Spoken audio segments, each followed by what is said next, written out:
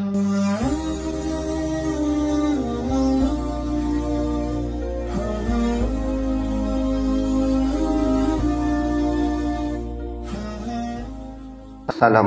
warahmatullahi wabarakatuh. Jamaah Masjidul Huda rahimahumullah. Alhamdulillah pada siang hari ini di puasa yang ke-13 ya, atau 14, 13 atau 14 beda.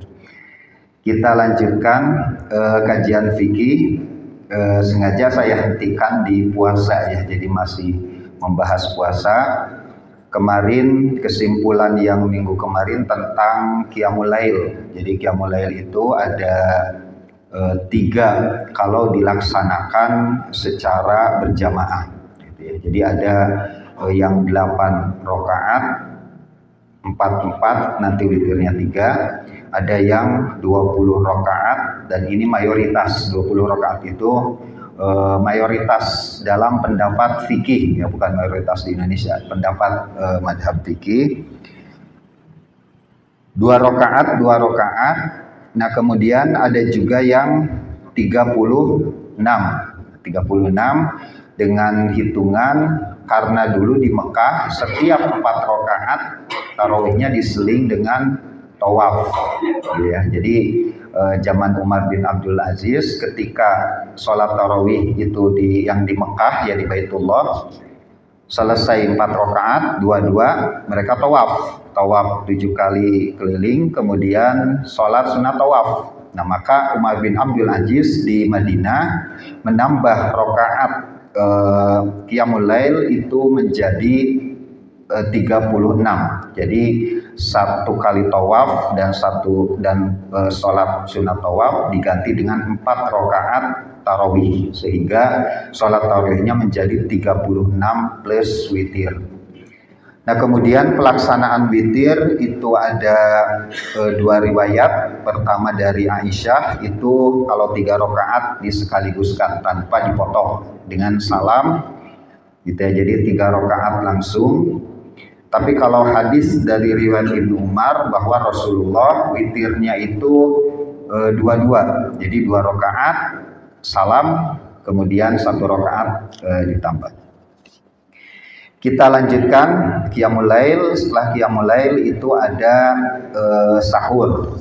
Jadi kita membahas sekarang tentang sahur.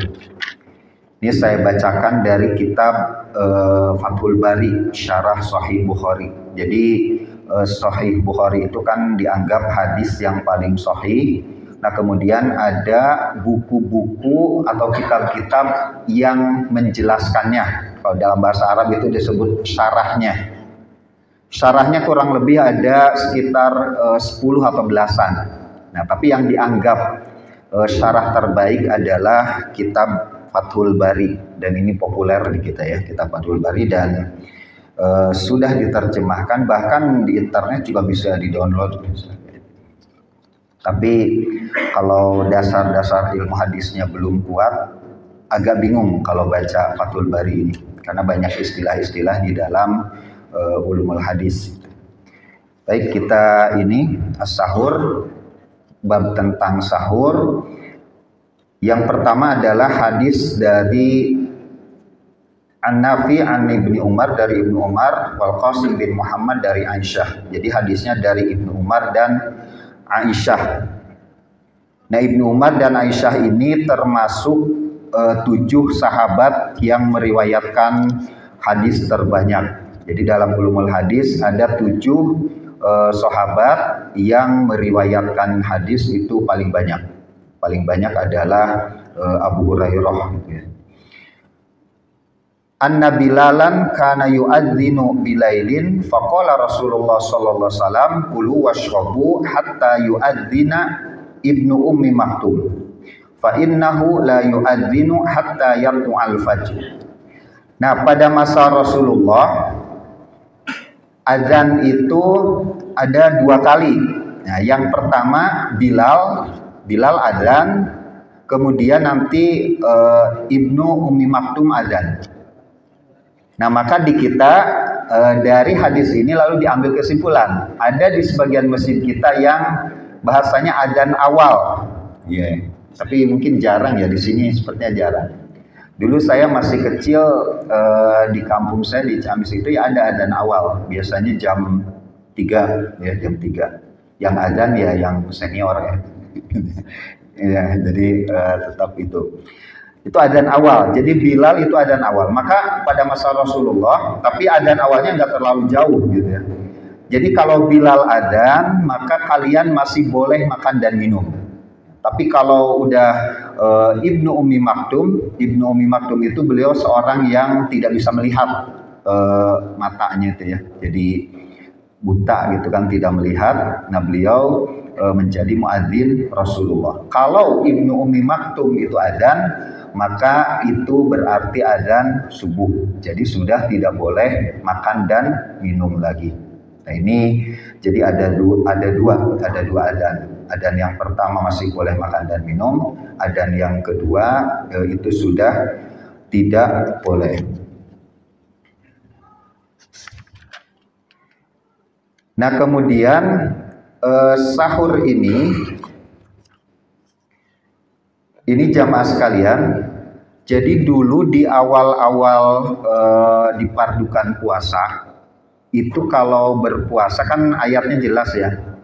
Wa kulu washrabu hatta yatabayyana lakumul khaitul abyadu minal khaitil aswadi minal fajr, atau summa atimmus siyama ilal lail. Jadi puasa itu ya dari terbit fajar sampai terbenam matahari. Nah, tapi dulu awal-awal itu Rasulullah kalau sudah terbenam matahari, waktunya berbuka, itu gak makan minum, gitu ya. Nah, begitu juga pas menjelang terbit fajar, itu juga sama. Rasulullah itu tidak makan dan minum, jadi full gitu kan. Nah, para sahabat ikut, walaupun para sahabat tahu aturan puasa itu ya terbit fajar sampai terbenam matahari. Tapi karena Rasulullah tidak makan dan minum, maka para sahabat pun kemudian ikut, ya, yang disebut di kita saumul wisol, al-wisol ya.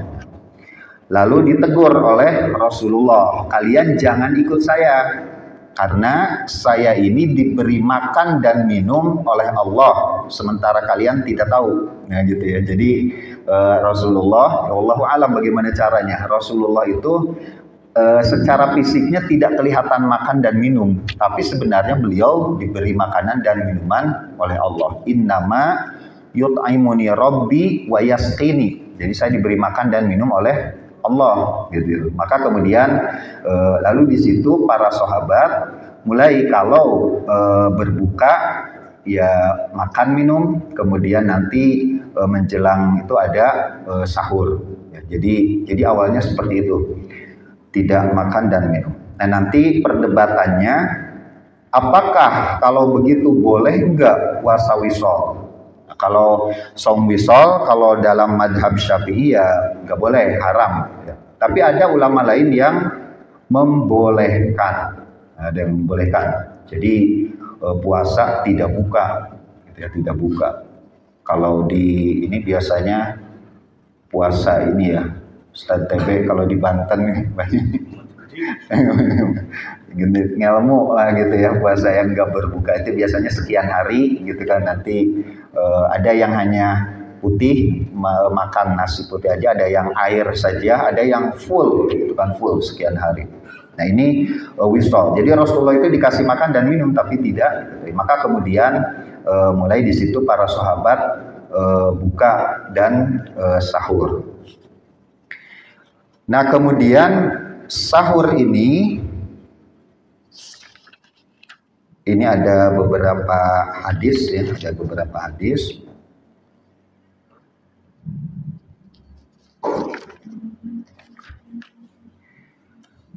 Sahur ini waktunya itu adalah mulai pertengahan malam sampai kepada terbit fajar, sampai kepada terbit fajar, yaitu adzan subuh, Nah, kemudian di sini sebentar tadi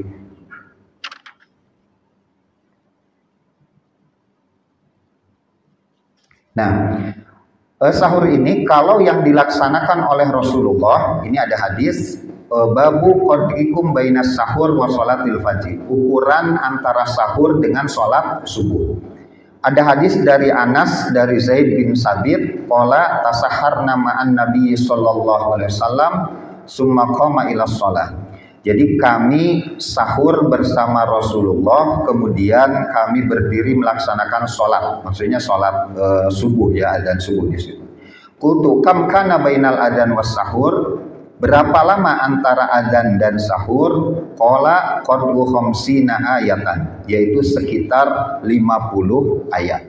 Nah, Zaid bin Sabit meriwayatkan, jadi dari selesai makan sahur sampai adzan subuh itu seukuran membaca Al-Quran sekitar 50 ayat. Nah, dari sini kemudian di Indonesia maka lahir konsep imsak. Itu. Jadi konsep imsak itu kan sekitar 10 menit sebelum subuh, sebelum adzan subuh ya. Jadi ini hadisnya dari sini, Pak. Jadi imsak itu, apakah setelah imsak masih boleh makan? Boleh.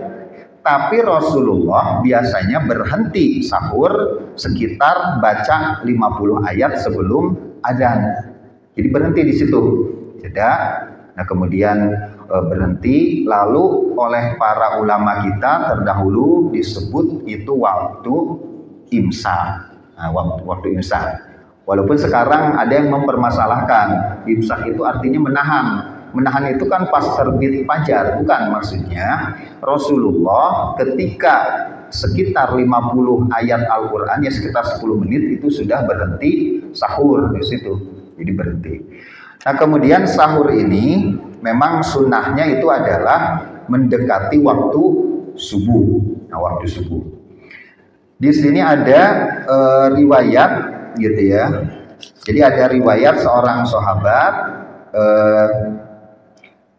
haddatsana Muhammad bin Ubaidillah haddatsana Abdul Aziz bin Abi Hazim an abihi Abi Hazim an Sahal bin Sa'ad, dari Sahal bin Sa'ad qala kuntu atasahharu fi ahli, saya makan sahur di keluarga. Nah, kemudian summatakunu surati an udrika sahur ma Rasulillah sallallahu alaihi wasallam. Tapi dalam yang riwayat yang lain an udrika sujud.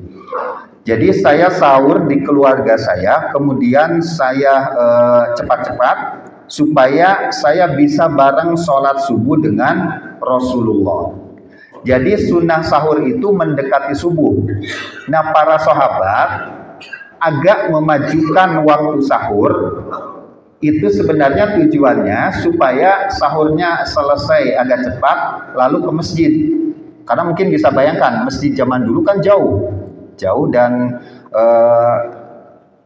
ya kendaraan kan mungkin jarang ya. Mungkin ada yang berkendaraan dan kebanyakan kan jalan.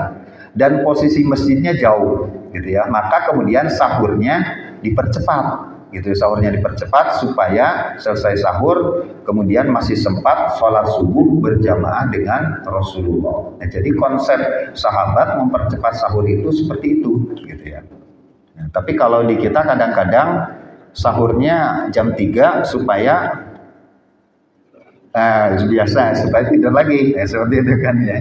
Jadi kalau sahabat gitu konsepnya, dipercepat sahur itu supaya selesai makan langsung ke masjid gitu, ngejar supaya bisa sholat dengan Rasulullah gitu. Itu yang pertama. Jadi itu dalil imsak. Nah, biasanya kan ada yang suka minta dalil. Nah, itu dalilnya imsak ini. Jadi ukuran antara berhenti Rasulullah makan sahur dengan sholat subuh, dengan adzan subuh itu adalah sekitar 50 ayat membaca Al-Quran gitu. Karena kalau dulu biasanya diukurnya pakai bacaan ya, pakai sekitar tasbih sekian, sekitar baca ini sekian. Jadi ukurannya bacaan zikir. Itu menunjukkan sebenarnya kalau para sahabat itu mereka zikir dan zikir terus gitu ya, zikir baik kalimat thayyibah, ayat-ayat Al-Quran dan sebagainya. Jadi mereka mengukur itu pakai bacaan seperti itu. Itu yang pertama. Kemudian yang kedua, nah ini tadi di hadis ini tasahharna ma'an Nabi. Kami sahur bersama Nabi. Ini menunjukkan apa? Berarti menunjukkan adanya sahur bersama. Nah itu. Lagi-lagi ini ada dalilnya. Itu. Dulu saya pernah berkuliah di satu kampus ya yang dari Arab Saudi itu. Gak ada dalilnya sahur bersama. Bahkan gak ada dalilnya ngasih makan orang sahur. Yang ada ngasih makan orang buka. Nah, makanya di kampus itu kalau buka banyak makanan. Tapi kalau sahur gak ada makanan. Gitu. Karena dalilnya itu. Nah ini di sini tasahharna ma'an Nabi. Nah ini di penjelasannya. Dari penjelasannya antara lain ya seperti itu. Jadi menunjukkan bahwa antara lain para sahabat itu kami sahur bersama Rasulullah. Berarti sahur bersama ada dalilnya gitu ya. Kalau dalam fikih gitu aja. Jadi ini dalilnya di dalam kitab Sahih Bukhari. Nah kemudian selanjutnya adalah bahwa sahur ini adalah untuk keberkahan. Nah, hadis yang lain menyebutkan sami'tu Anas bin Malik, saya mendengar, kata Abdul Aziz bin Suhaib, saya mendengar Anas bin Malik berkata, qala Nabi sallallahu alaihi wasallam, tasahharu, makan sahurlah kalian, fa inna fis sahuri barokah, sesungguhnya di dalam sahur itu ada keberkahan. Nah, jadi ini yang paling penting. Jadi sebenarnya tujuan paling penting dari sahur itu adalah mendapat keberkahan. Sebenarnya itu. Dan nanti dari situ ada hikmah. Ya hikmahnya antara lain tanda petik ya, stok. Nah, stok makanan di tubuh kita, stok air dan sebagainya. Tapi paling utama adalah keberkahan. Lalu keberkahan apa dalam sahur? Al-barokah wa qila. Al-barokah ma yatadammanu minal istiqadi wa du'ai fis sahri. Jadi pertama, keberkahan dalam sahur itu adalah makan sahurnya. Makanya kan dalam hadis tasahharu walau bijur'atin minal ma, walaupun dengan seteguk air sahur. Jadi paksakan jamaah sekalian, kalaupun kita memang betul-betul ngantuk dan sebagainya, minimal minum air gitu ya. Jadi untuk mengambil berkahnya. Jadi, nah berkahnya itu apa? Pertama adalah bangun sahurnya, kemudian wadu'a fis sahar, berdoa di waktu sahur, terutama istighfar. Istighfar di waktu sahur itu dijelaskan di dalam Al-Quran. Wal mustaghfirina bil ashar. Itu jamaah sekalian. Jadi tidak hanya waktu Ramadan, di waktu-waktu yang lain juga jamaah sekalian sangat dianjurkan minimal baca sayyidul istighfar sekali aja gitu ya. Ketika waktu sahur menjelang subuh, sebelum subuh. Jadi kalau sholat tahajud itu kan agak malam sebenarnya. Nah sebenarnya kalau sudah mendekati subuh itu ya bagusnya digunakan untuk zikir, terutama untuk istighfar gitu. Jadi sholatnya agak malam, agak ditarik ke malam, agak ke pertengahan malam ya. Jadi menjelang subuhnya itu dengan istighfar. Nah kemudian karena itu disebutkan langsung di dalam Al-Quran. Biasanya kalau yang disebutkan langsung dalam Al-Quran itu berarti sesuatu yang sangat luar biasa, istimewa. Sama seperti sholat tahajud, itu disebutkan langsung oleh Al-Quran. Maka kalau dalam madhab Hanafi, sholat tahajud itu wajib, gitu ya. Sholat tahajud itu wajib, witir, karena disebutkan langsung oleh Al-Quran. Tapi di madhab mereka wajib dan fardu itu beda ya. Kalau yang sholat 5 waktu itu fardu. Nah kalau yang sholat yang sangat dianjurkan itu wajib. Gitu. Nah kemudian lalu itu keberkahannya, bisa berdoa di waktu sahur. Jadi dimanfaatkan jamaah sekalian pada waktu sahur tidak hanya makan tapi juga isi dengan doa dan zikir. Kemudian wal aula annal barokah bis sahur tahsulu bi jihatin muta'addidatin. Jadi sahur ini berkahnya itu bisa bermacam-macam ya. Ittiba'us sunnah, mengikuti sunnah, mukhalafatu ahlil kitab, berbeda dari ahlul kitab. Nah, itu kalau mereka puasanya tidak sahur. Kemudian wat taqwa bihi alal ibadah. Nah, di sini kuat ya, wat taqwiyah. Jadi menguatkan untuk melaksanakan ibadah. Nah, ini biasanya mungkin mental ya. Kadang-kadang orang kalau saya puasa tapi tadi nggak makan sahur, itu melemaskan ibadah, semangat ya, melemaskan ibadah. Jadi sahur bisa menguatkan ibadah, waziyadah bin nasyat, menambah semangat ya. Kemudian wa mudafa'atu su'il khuluq alladhi yusiruhu al-ju'. Nah, ini rasa lapar juga mungkin diminimalisir paling enggak. Tapi sebenarnya sama saja, sahur dan gak sahur kadang jam 8 juga sudah lapar. Tapi yang intinya sebenarnya sahur itu berkah aja. Jadi keberkahan. Nah, kemudian di sini wattasabbub lidzikri wa du'ai waqta madzannatil ijabah. Jadi ada zikir dan baca doa ya di waktu yang dugaan kuat itu adalah untuk ijabah, untuk dikabulkan. Jadi ketika sahur jamaah sekalian jangan lupa untuk diselingi dengan zikir dan doa, istighfar. Situ istighfar. Wa tadaruku niyatis saum liman aghfalaha qabla ayyanam. Nah, kemudian di situ juga bisa puasa, niat puasa kalau malamnya lupa. Karena puasa Ramadan itu kan tidak sah kalau tidak niat, gitu ya. Jadi puasa Ramadan ini kalau sudah pagi-pagi tidak niat itu tidak sah. Itu walaupun nanti niatnya bisa saja. Kalaupun sahur tidak mengucapkan niat itu dianggap niat menurut sebagian mazhab. Tapi kalau misalnya kita blast misalnya dari setelah tarawih atau setelah isya, kemudian tidur bangun-bangun subuh tidak niat, nah maka itu tidak sah puasa Ramadannya dan tidak boleh dibatalkan. Itu aturannya begitu. Jadi ini niat penting. Makanya kan kalau madhab Maliki niatnya dirapel 1 bulan di depan. Saya niat 1 bulan puasa ini penuh untuk berpuasa lillahi ta'ala. Nah itu. Jadi ini adalah tentang keberkahan dari sahur gitu ya, dari sahur.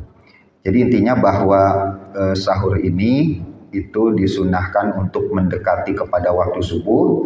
Para sahabat mempercepat waktu sahur itu alasannya dulu karena mereka harus segera ke masjid supaya tidak ketinggalan sholat subuh berjamaah dengan Rasulullah. Nah, kemudian tadi kesimpulan yang lain bahwa Rasulullah berhenti sahur kurang lebih sekitar di kisaran angka 10 menit ya, atau kalau membaca Al-Quran sekitar 50 ayat ya, 50 ayat itu ya standar ya. Kalau standar itu mungkin kalau 1 halaman misalnya ada 10 ayat mungkin dalam ya 5 halaman ya, sekitar 5 halaman. 5 halaman itu kalau Al-Quran yang biasa 5 halaman itu adalah 1/4 juz. Jadi sekitar 10 menitan lah, gitu ya. Nah, kemudian tadi bahwa para sahabat sahur bersama Rasulullah. Nah, ini menunjukkan bahwa dari zaman Rasulullah, nah ini ada kebiasaan sahur bersama gitu ya. Jadi Pak DKM kalau ngadain sahur bersama ada yang nanya, ada enggak dalilnya? Ada di Sahih Bukhari gitu ya. Para sahabat sahur bersama dengan Rasulullah. Jadi dalil-dalil itu sebenarnya ada, cuma pertama tempat mencarinya mungkin salah, jadi nggak ketemu gitu ya. Mau belanja ke pasar malah berangkat ke ya gitu ya, nggak akan ketemu gitu ya. Jadi kalau nyari dalil itu nyarinya di kitab fikih, insya Allah ketemu. Tapi kalau nyari dalil, kita baca kitab hadis satu-satu susah. Itu akan susah. Tapi kalau kitab fikih itu sudah dikumpulkan oleh para ulama fikih, maka ingin menanya dalil apa yang dibuka ya kitab fikih. Jangan kitab hadis, kecuali kita sudah ahli hadis gitu. Jangan dibuka kitab tafsir kalau mencari dalil gitu ya. Mau dalil ini dibukalah kitab fikih gitu ya. Kitab fikih dari yang tipis sampai yang tebal gitu. Itu ada di situ, insya Allah ada semua dalilnya di situ gitu ya. Jadi ada dalil ya, jadi jangan mencari di tempat yang lain. Nah, ini tentang sahur, jemaah sekalian. Mungkin kalau ada yang ditanyakan atau berbagi ilmu dan pengalaman, dipersilahkan. Ya, silakan. Waalaikumsalam warahmatullahi wabarakatuh.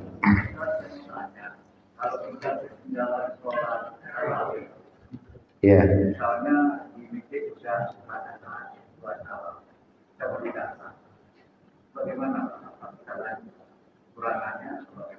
Ya, kalau ini sholat tarawih, pertama kalau kita datang telat ke masjid, itu sholat isya dulu. Kalau belum sholat isya, isyanya udah. Ya artinya kalau kasusnya kita datang belum sholat isya di masjid udah sholat tarawih, ikut sholat isya dulu. Nah, sholat isyanya gimana? Ini nggak biasa, tapi memang disepakati ya. Sholat itu boleh bermakmum walaupun sholatnya beda, yang penting gerakannya sama. Jadi begini, kalau misalnya imamnya nih sholat tarawih, tapi jangan dibiasakan ya, jangan dibiasakan. Imamnya sedang sholat tarawih, kita datang ke masjid belum sholat isya. Nah maka sholat isyanya ngemakmum ke sholat tarawih, Bang. Itu bisa makmum. Jadi nanti 2 rakaat tambah lagi 2 rakaat. Nah itu boleh. Jadi sholat berjamaah dengan sholat yang berbeda itu boleh. Tapi yang gerakannya sama. Kalau memakmum ke sholat jenazah nggak boleh. Gitu. Tapi kalau kita datang ke masjid ada yang sholat ba'da zuhur, kita makmum ke orang tersebut bisa. Itu berjamaahnya seperti itu. Nah kemudian jadi jangan datang ke masjid belum sholat isya itu langsung sholat tarawih, karena kemarin salah satu syarat sholat tarawih adalah sudah sholat isya. Maka menurut sebagian besar ulama kalau sholat tarawih sebelum sholat isya, sholat tarawihnya harus diulang gitu. Nah lalu bagaimana kalau imam sedang sholat tarawih, kita sudah sholat isya datang ke masjid, apakah kita harus menambah atau tidak? Tidak wajib menambah. Jadi sholat tarawih itu yang 8, 20 dan 36 itu yang dilaksanakan secara berjamaah, berkumpul orang, rakaatnya itu 8, 20 atau 36. Tapi kalau kita melaksanakan sendiri minimal 2 rakaat. 2 rakaat maksimal, tidak terhingga. Itu kalau sendiri. Tapi kalau mengadakan berjamaah tadi 8, 20, 36 yang dicontohkannya itu. Jadi jangan mengadakan tarawih 4 rakaat misalnya. Itu jangan gitu ya, karena tidak dicontohkan, tidak ada contoh dari sananya, dari para ulamanya. Tapi 20 nah itu 8 ikut ke hadis Aisyah, 20 ke Ibnu Umar, ke Umar bin Khattab, ke Ali bin Abi Thalib itu 20 rakaat. Atau ke 36 Umar bin Abdul Aziz. Nah, itu. Seperti itu Pak. Jadi nggak perlu ditambah, tapi mau ditambah boleh gitu. Jadi kalau kita sempat ketemunya tarawih cuma 2 rakaat sama imam, ya udah 2 rakaat, mau ikut witir langsung ikut witir, udah selesai tarawihnya dapat gitu ya. Nanti malam mau sholat lagi, kalau tahajud ikhtilaf, tapi boleh kalau mau dilaksanakan, atau sholat yang lain, sholat tasbih, sholat hajat itu masih banyak sholat. Seperti itu. Masih ada yang ditanyakan? Iya, silakan. Waalaikumsalam warahmatullahi wabarakatuh.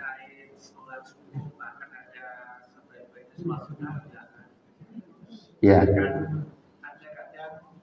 kita ngejar sholat subuh, tapi juga ngejar sholat sunnah.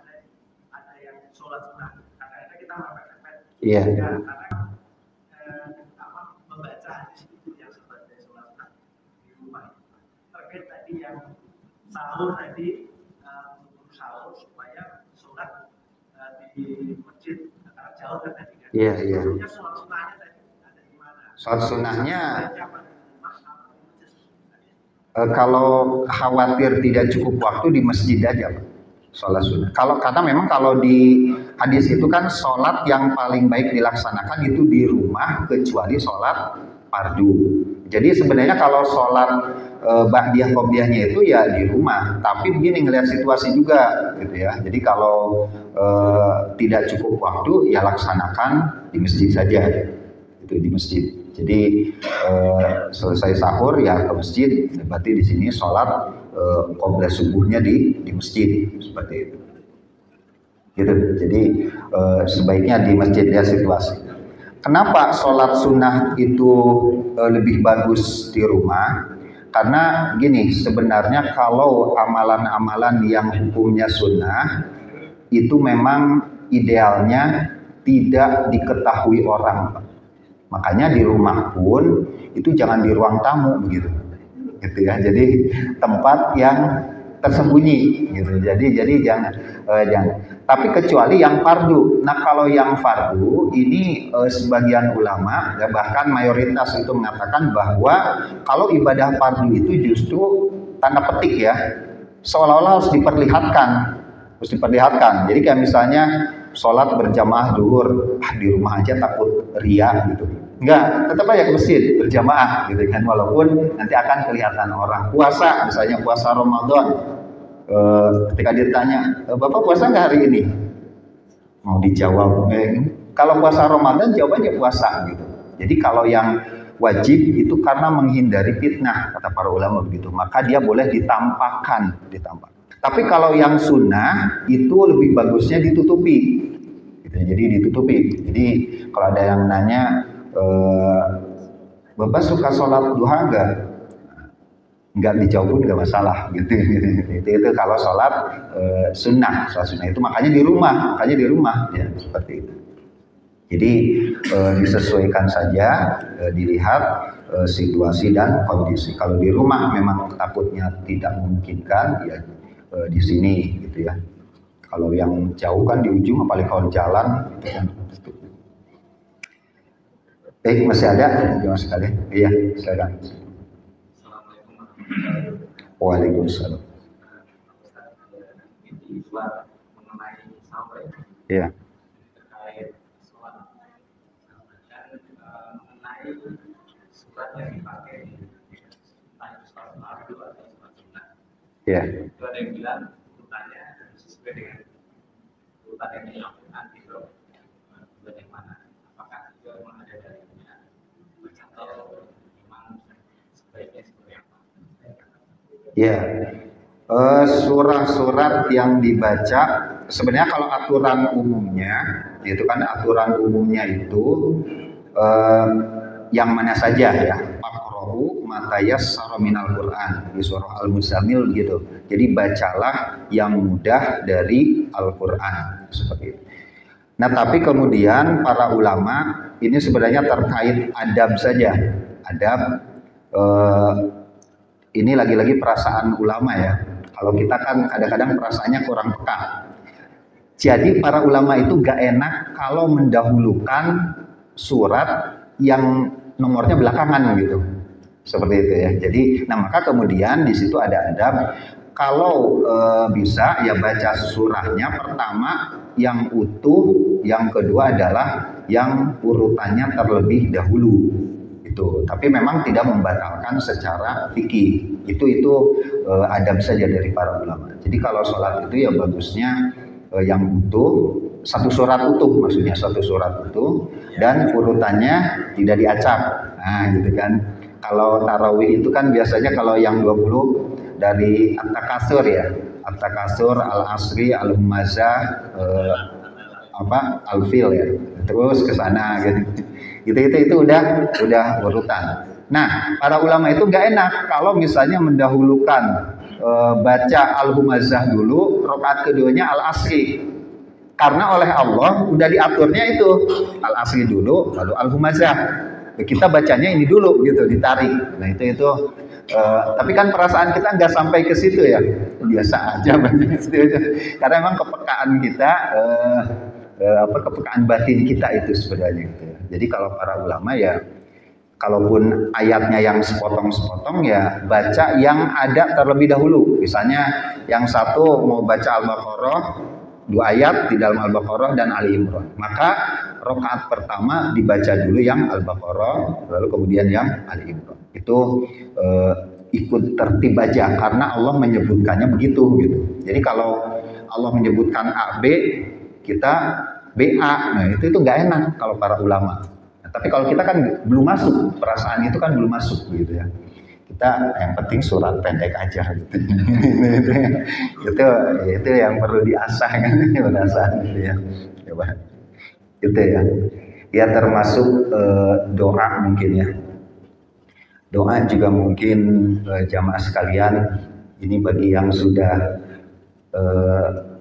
senior, lebih senior dari saya juga udah senior ya. Kalau dibandingkan yang 20 tahun itu, nah mungkin doa juga kalau bisa doanya orientasinya sudah beda lah dengan doa-doa di waktu muda dulu kita gitu.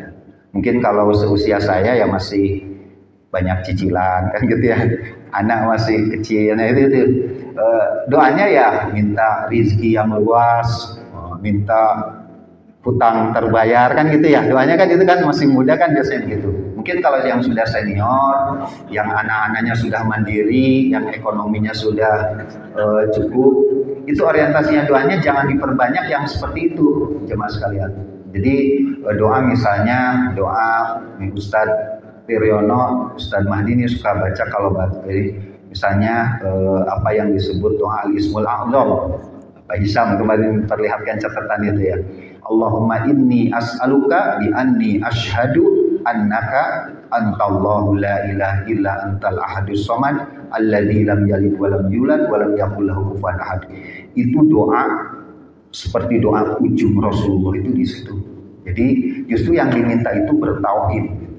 Jadi minta kepada hal-hal yang sifatnya lebih ukhrawi gitu ya. Kalau yang sudah relatif urusan dunianya relatif selesai ya, gitu ya. Harus selesai. Anak-anak udah mandiri, kemudian ekonomi juga cukup lah, gitu kan. Itu doanya, doa-doa yang seperti itu.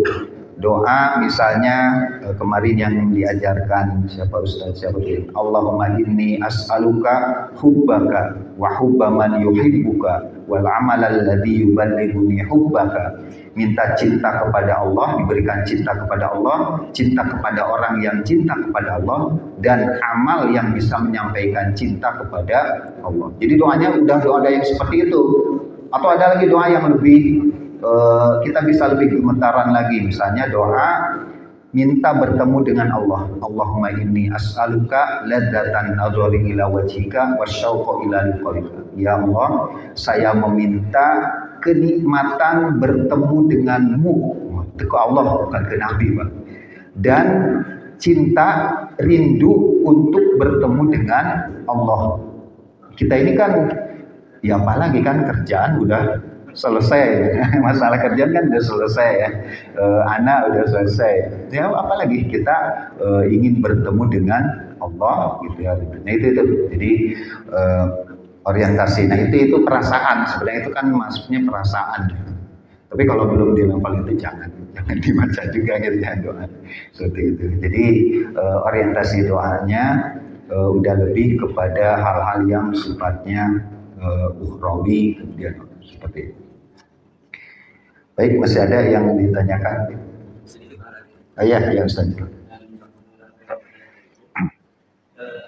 Dalam memahami agama, Assalamualaikum warahmatullahi wabarakatuh. Waalaikumsalam warahmatullahi wabarakatuh. Aplikasikan ini memang ada contoh-contoh dari ulama biasanya. Sebab kalau dengan amal-amal tadi yang khusus yang mendekati ini, itu orang-orang ada namanya riyadhah atau wiridan. Sehingga orang-orang ulama dulu itu di rumah itu punya namanya semacam suruh atau mihrab. Itu ya sholat sunnah ada di rumah atau di masjid. Kalau yang tadi fikih terjadi perbedaan, maka ayat sendiri atau kemudian ada wujud dalam situasi bersih. Adi menakul lagi nak lalu kita bisa mengukur waktunya, timenya dan sebagainya. Sehingga orang-orang dulu punya namanya mihrab, dia Zakaria mihrab. Itu doa khusus, wirid-wirid tadi itu boleh. Kalau yang umum sebaiknya jangan menimbulkan perdebatan di masyarakat. Gitu. Dalam aplikasi amalan ibadah. Timbul seperti yang ceramah tadi, khawatir ini pada murid, sombong, pada murid apa itu sunnah sebagai di rumah. Tapi dalam fikih terjadi perbedaan pada situasi dan ini mengaku dari yang berapa aplikasi. Ya, terima kasih Ustadz. Ya, jadi ada tempat khusus ya, tempat khusus untuk kita bermunajat. Ya, silakan. Ada yang tadi siapa? Oh, nggak ada ya. Ya. Apa hukumnya kalau kita puasa Senin Kamis sudah tanggal 12 Syawal? Puasa Senin Kamis setelah 15 Syawal. Ya, memang ada hadis yang mengatakan begitu ya. Jadi pendapat ulama ada yang berpendapat setelah tanggal 15 Sya'ban itu tidak ada puasa lagi. Tapi sebenarnya itu ikhtilaf karena kedudukan hadisnya katanya dhaif seperti itu.